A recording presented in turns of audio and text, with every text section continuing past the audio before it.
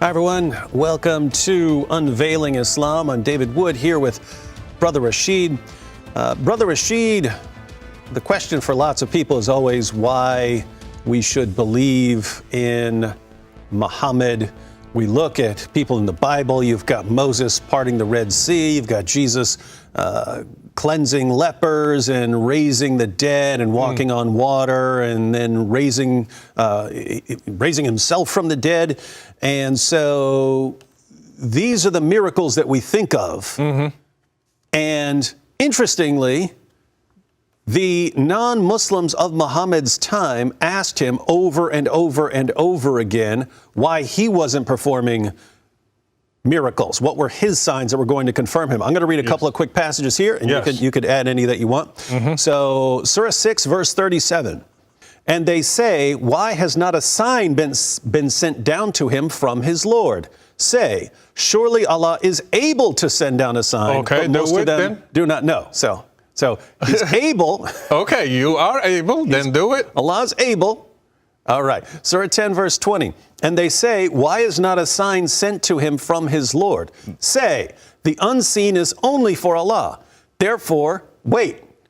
Surely I too with you am of those who wait. So I don't get it. He's saying Allah can perform miracles, just wait. Surah 11. They waited, but nothing happened. Well, let's see, because we're going to keep reading. Maybe we get to the awesome miracles here. Surah 11, verse 12. Then it may be that you will give up part of what is revealed to you, and your breast will become straightened by it, because they say, why has not a treasure been sent down upon him, or an angel come with him? You are only a warner, and Allah is custodian over all things. Well, I mean, you are only a warner. We don't know if you are really a warner that's God. That's the question. We're trying to get you to verify that. Surah 13, verse 7. And those who disbelieve say, why has not a sign been sent down upon him from his Lord? You are only a warner, and there is a guide for every people. Oh my goodness. So you are only a warner. Yeah, warners come with signs too. Yeah, and then verse 27 of the same chapter, and those who disbelieve say, why is not a sign sent down upon him by his Lord? Say, surely Allah makes him who will go astray and guides to himself those who turn to him. Are you familiar with any of these passages? I'm familiar. I can add to them. The 29:50, the signs are only with Allah. Because they ask him, why are not signs sent down to him from his Lord? The signs are only with Allah. Yeah, we get it. And you are the messenger of Allah. So he can give them to you. And I am only a clear warner. Just a warner.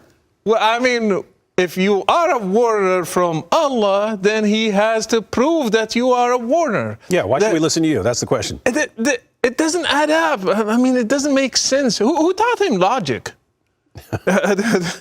What school he went to? 1759. It says, and nothing has prevented us, Allah is talking, nothing has prevented us from sending signs except. So there's something. Something. That the former people denied them. Oh, I mean. They rejected them, therefore no miracles for you. Yeah, we sent Moses and people were against him. We sent Jesus, people were against him, even with signs. Why waste them on Muhammad? Yeah, this is, by the way, this is a terrible response because some people believed based on miracles. Exactly. So in every community, when miracles happen, some people believe and some people don't believe. And then he's saying, but because some people didn't believe, therefore no miracles for you.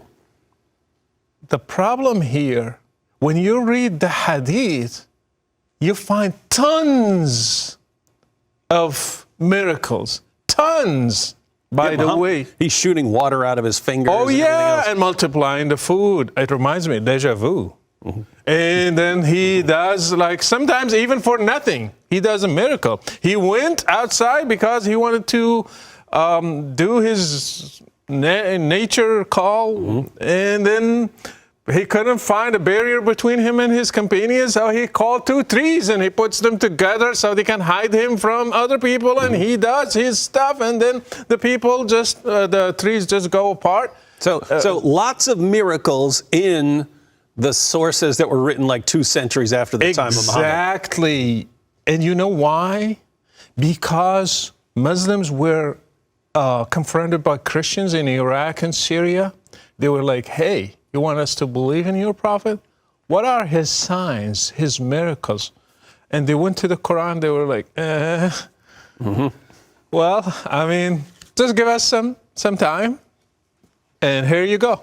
Yeah, here we have some. The ink's still wet, but we got these. But the Quran actually denies them. People didn't believe in miracles, so I'm not sending any.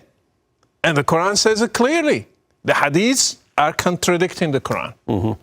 And actually, the Quran gives an example. The Quran says that it gives his one miracle, because you read Surah 29:50. Yes. Let me read it with the next verse, and people will see what Muhammad's miracle really is. And they say, why are not signs sent down upon him from his Lord? Say, the signs are only with Allah, and I am only a plain warner. Is it not enough for them that we have revealed to you the book, which is recited to them? Most surely there is mercy in this, and a reminder for a people who believe. Well, it clearly was not enough, since they are asking. I mean, it was not enough. Of course it was not enough. Yeah, everyone's saying the same thing, and it's happening over and over and over again in various chapters of the Quran. Hey, we hear your verses. Why should we believe them? What miracles do you have? And then, of course, the response is, what are you talking about? Is this lovely Arabic poetry not enough for you? In the Quran, miracles of Moses are repeated over and over and over. Miracles of Jesus are repeated over and over. Miracles of other prophets are mentioned. For Muhammad, none. He's just a warner. He's just a warner. And he's got his book. Yeah. And I mean, other people had books too before him. Yeah, lots of people have books. If that's a sign and a miracle, hey, I wrote 3 of them. 3 books. Dostoevsky's a prophet. You're a prophet. I am a prophet. I'm going to claim, like, I'm just a warner. Just a warner. You've got a book. Yeah, I'm just a warner. What's a prophet? I had 3 books, actually. He had only 1. And I took care of it. I printed it. I made sure it's complete. I didn't leave it for my followers on Facebook or Twitter to do the job. Anyway, there are 2 verses in the Quran Muslims claim they are talking about a miracle of Muhammad. One of them is splitting the moon in Surah 54:1. It says, the hour has come near and the moon has split in 2. Your comments? Yeah, my comment, because I know where you're going with this. And the later Muslim sources, they say this is miraculous. But if you were reading that, you would never think there's nothing about Muhammad doing anything here. In fact, there are Muslim commentaries that say this is a sign of the end, is talking about a sign of the end times and things like that. But what's your take on this? Well, even when they say it happened, the witnesses they give us, they are not really witnesses. Some of them, they were born later. And when I digged each one, they mentioned some of them, they were in Medina, because they say the miracle happened in Mecca. Some of them, they were not born. And some of them, it's a weak narrative. They contradicted each other. He says one thing here, one thing there. My question to Muslims, who became a believer through that miracle? 0. None. He splits the moon. Nobody? Give me one. Second question. Did any of the big companions, the big names, talked about this? Omar? Abu Bakr? Seems like they would have been talking about it quite a bit if he split the moon. I mean, come on, splitting the moon. Omar, Abu Bakr, Uthman, Ali, none. So where is it? Yeah, so that's an ongoing problem. So we know from the Quran, people are repeatedly challenging why hasn't he been sent down with miracles. And we know that later Muslims are claiming that he performed miracles because wherever they go, Christians and others are asking them, what miracles did he perform if you want us to believe in him?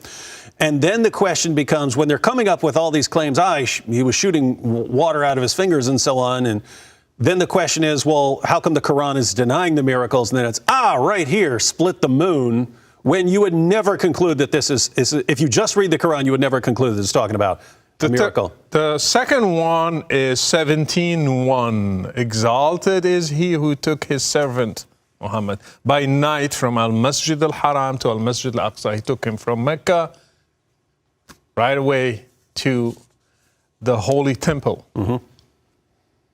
What do you think? How many witnesses were there of that? Well, remember, by night.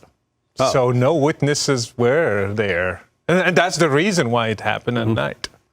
So even if you're saying that this is a miracle, it's Muhammad claiming that something happened. Yes. And so nothing that anyone could witness, it would just be taking Muhammad's word for it. And actually some sources, they say it was a dream. Yeah, he supposedly never left his bed. So he's got some sort of vision or dream about taking this journey. Yeah. And that's the miraculous, and he claims it, and therefore that's the miraculous confirmation. And he was riding this weird animal, angel, some flying donkey monster thing. Yeah, and he had to tie him when he got there. And there are all kind of questions. Why you tie him? Do you think he's going to run away? Somebody will take him later? Like all kind of stuff. Keep your flying donkey monster chained up. And the problem is, till today, they claim Al-Masjid al-Aqsa, the Holy Temple, belongs to them because somebody went there because of this miracle. Mm-hmm. They claim they have ownership of that. Mm-hmm. Because Muhammad, in a dream or some sort of vision, saw himself go there on his flying donkey, and therefore it's his. Yes. Interesting. All right, so... Madrid is mine, too. I dreamt of going there. So here's the situation. You've got Moses and his prophethood being confirmed with extremely miraculous signs that were very clear. If you could still deny him, you could still reject him, but it's clear what you're rejecting there. You've got Jesus performing miracles. I mean, healing people, feeding thousands of people, and so on. Yeah. And this is in our earliest sources. Even the unbelievers had to attribute his miracles to demons. They couldn't deny that he was doing things, so they would say, he's doing these things by the power of demons. We get to Muhammad, he's challenged over and over and over and over again in the Quran. Why can't you be? Why weren't you sent down miracles like those who came before you? Because I am a warner. His response is he's a warner. Hey, check out my lovely Arabic poetry. And then the only solution for his followers were to make things up about him and to try and read a couple of miracles into the Quran, and they make no sense. If Muhammad had split the moon, some of these revelations where he's being challenged on miracles were revealed after that supposedly happened. So the correct response to why haven't you been sent with miracles would have been, what are you talking about? I split the moon. Yeah. But he never says that because it didn't happen. And so you're just left with supposedly Allah's final and greatest messenger making some of the most absurd excuses for why he has no real evidence that he's a prophet. So here again, if you want evidence that Muhammad is a true prophet, you're going to have to look somewhere else because you're not going to find it in miracles.